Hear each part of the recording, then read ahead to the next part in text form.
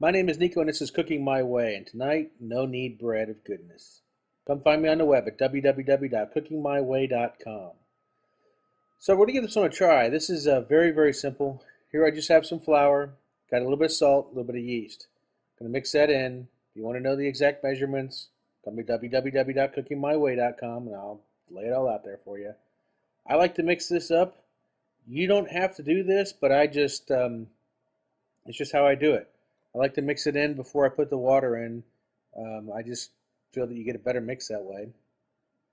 But we're going to add some nice lukewarm water.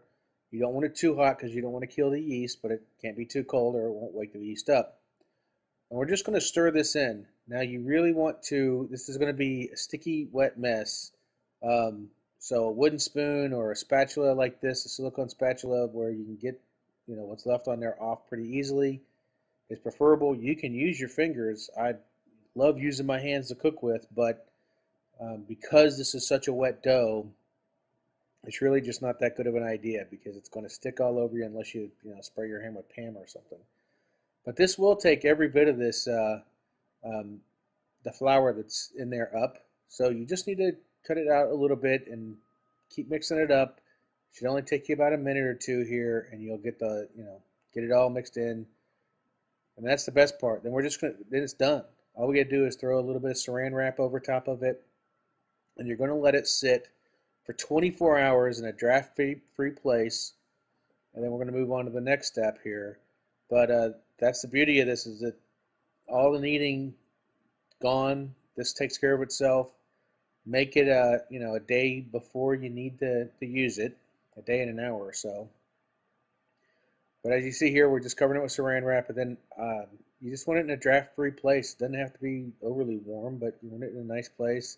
I usually just stick mine in the kitchen cabinet. That way, when the air conditioning's on, it doesn't hit it. You can stick it in your oven if you'd like to. Here's what it looks like after about 24 hours. It is nice and bubbly, still extremely sticky. You want to flour everything that's going to touch this because it will stick to it. But just lightly take it out. You don't want to, beat the ever-loving crap out of it here.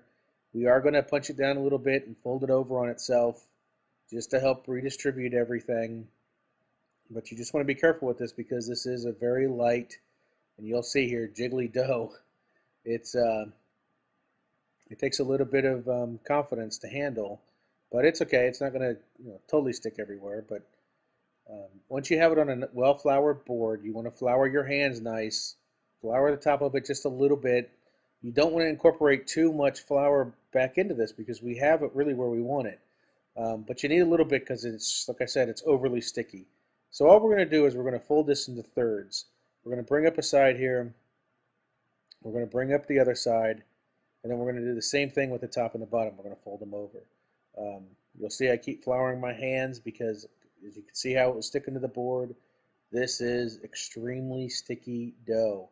And when we put it in a proofing basket, which I don't have a proofing basket, I just have a bowl that's lined with a kitchen towel, one that's not a terry cloth towel. You don't want to do that. And that towel is heavily floured as well because, as you can see here, sticky. Now you want to turn the fold side down and try to shape it into a little ball, and it'll go there. Like I say, it's not too bad. Here is our flour inside of this towel. Still going to stick to the towel a little bit, but that's why you don't use a terry cloth towel. But now you just want to pick it up and you want to place it inside the bowl here. You can buy one of those wonderful proofing baskets. I'd go to breadtopia.com and get one from him. He's got the best prices I've seen. Amazon, he sells them on there too. But you just want to pick this up, throw it in here, and you're good. Now this is going to sit for another hour.